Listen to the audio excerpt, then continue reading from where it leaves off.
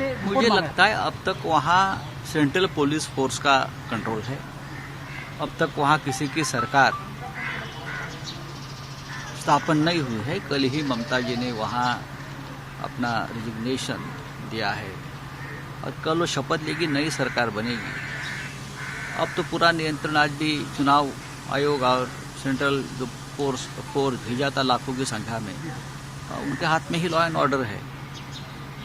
अगर कुछ हुआ है तो ज़रूर ये जिम्मेदारी सबकी बनती है। अब चुनाव खत्म हुआ है, अब चाहे लोग यहाँ के हो या वहाँ के हो, कोई भी हो, अगर संयम नहीं रखेंगे और खून खराबा बढ़ता ही जाएगा तो सबका नाम उसमें खराब हो जाएगा। अब लोगों ने ममता जी और उनके पार्टी को भारी बहुमत से जिता कर दिया है, तो सबसे ज़्यादा ये पहली जिम्मेदारी तृणमूल कांग्रेस के नेताओं की बनेगी कि लोगों को शांत करें। लेकिन ताली एक हाथ से भी नहीं बजती।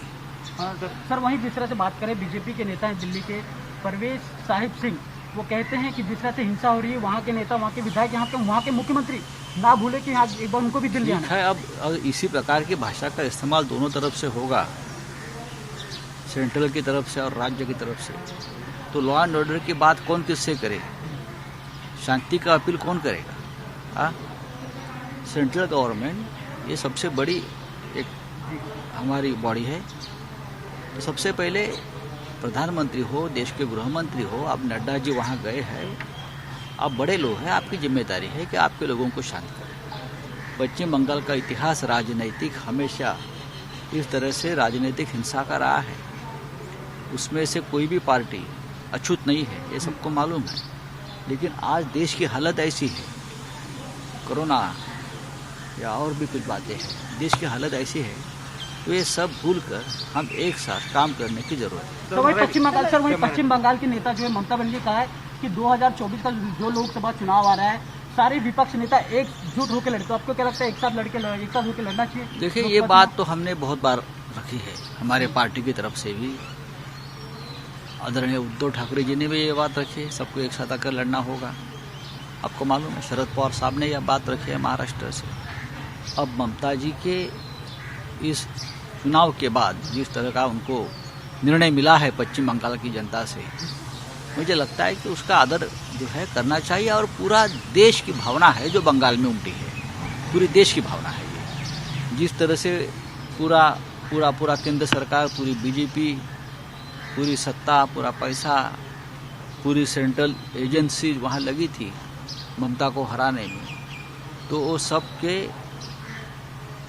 सबको धुन में मिलाकर ममता जी अगर जीती है, तो मैं मानता हूँ ये देश के मन की बात पश्चिम बंगाल की भूमि से सामने आई है। तो ये एक जनादेश भी है, एक आदेश भी है कि सभी जो बीजेपी विरोधी है उनका कोई फ्रंट बने अच्छा, और 2024 के चुनाव में हम एक साथ चुनाव लड़े। लेकिन अब उसके लिए अब उसका नेतृत्व कौन करता है वो देखना पड़ेगा। दिल्ली में बैठकर कौन समय दे पाता है ये सब कामों को, ये भी देखना पड़ेगा। पश्चिम बंगालमध्ये हिंसाचार सुरू असल्याच्या बातम्या फार दुःखद आहेत, चिंताजनक आहेत। खरं म्हणजे पश्चिम बंगालच्या जनतेनं ममता बॅनर्जी यांना जोरदार बहुमत प्राप्त करून दिलं आहे। म्हणजे पश्चिम बंगालचा जो निर्णय आहे हा एक ऐतिहासिक आणि क्रांतिकारक निर्णय आहे लोकांनी दिलेला। ही देशाच्या मनातली भावना तिकडे उमटलेली आहे। असं असताना आता दोन्ही बाजूनी संयम राखणं गरजेचं आहे। विशेषतः जो पक्ष सत्तेवर असतो हे त्यांचं काम असतं। मग तसं पाहिलं तर केंद्रात भाजपची सत्ता आहे आणि पश्चिम बंगालमध्ये ममता बॅनर्जी यांच्या पक्षाची सत्ता आहे। त्याच्यामुळे दोघांनाही संयमानं काम घ्यावं लागेल। पण दुर्दैवानं पश्चिम बंगालचा राजकीय इतिहास हा नेहमीच रक्तरंजित आणि हिंसाचारानं भरलेला आहे। हे जरी खरं असलं तरीसुद्धा आज देशाची स्थिती ही अत्यंत गंभीर आहे। सगळ्यांनी निवडणुकांमधले मतभेद वाद एक मिटवून कोरोनाविरुद्ध लढण्याची एक गरज असताना सुद्धा हे का होत आहे याचा विचार दोन्ही बाजूंनी करायला हवा। एकमेकांना धमक्या इशारे देणं थांबवायला पाहिजे. निवडणुका संपल्यावर हे सगळं वादळ जेव्हा संपतं तेव्हा नवीन पर्वाला सुरुवात होते. दुर्दैवानं पश्चिम बंगालमधल्या हिंसाचाराला जर कोणी खतपाणी घालत असेल, ते खतपाणी घालणारे पश्चिम बंगालमधले आहेत की बाहेरून कोणी त्यांना उत्तेजन देत आहे, ते सुद्धा पाहावं लागेल. धन्यवाद. सर आदत पुनाला जिस तरह से उन्होंने बीच में खबर आई थी कि आदत पुनाला कह रहे कि वो देश छोड़ के चले गए, तो खबरें आ रही थी कि उन्होंने कहा कि उनको कुछ नेताओं ने धमकी दी है वैक्सीन को लेकर. देखिए ये अदर पुनावाला जी ने उसके बारे में एक एक्सप्लेनेशन दिया है कि उनको तोड़ मोड़ कर गलत तरीके से उनका बयान सामने आया है, ऐसा पुनावाला जी ने कहा है. महाराष्ट्र में से तो उनको कोई इस प्रकार की धमकी नहीं दे सकता. मैं आपको बताना चाहता हूँ, कोई बड़ा नेता या बड़ी पार्टी, ये महाराष्ट्र की परंपरा नहीं है.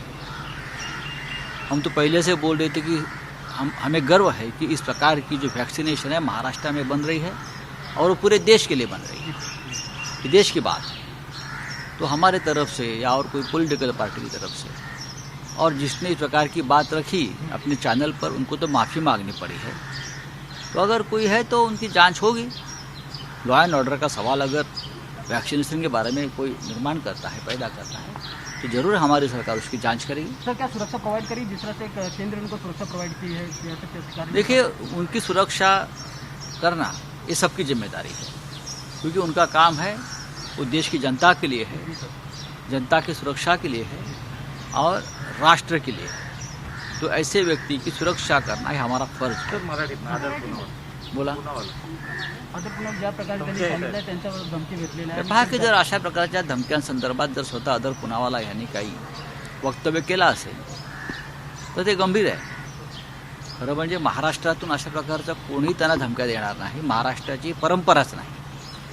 किंबहुना महाराष्ट्राला सतत या गोष्टीचा गर्व राहिला की देशाची आरोग्यविषयक सुरक्षा निर्माण करणारे किंवा देशाला आरोग्यविषयक कवचकुंडल निर्माण करणारी जी लस आहे त्याची निर्मिती ही महाराष्ट्रात होते देशासाठी. ही एक राष्ट्रभक्तीची भावना महाराष्ट्राच्या मनात कायम राहिली. त्याच्यामुळे महाराष्ट्रातले कोणतेही नेते, राजकीय पक्ष, जी आमची परंपराच नाही, अशा प्रकारे धमक्या दहशत निर्माण करणं ही आमची परंपराच नाही. जर कोणी करत असेल, केली असेल, तर त्या संदर्भात केंद्र सरकारनं आणि राज्य सरकारनं दोघांनीही खोलवर तपास करावा. एवढं. Subscribe now and press the bell icon. Never miss an update.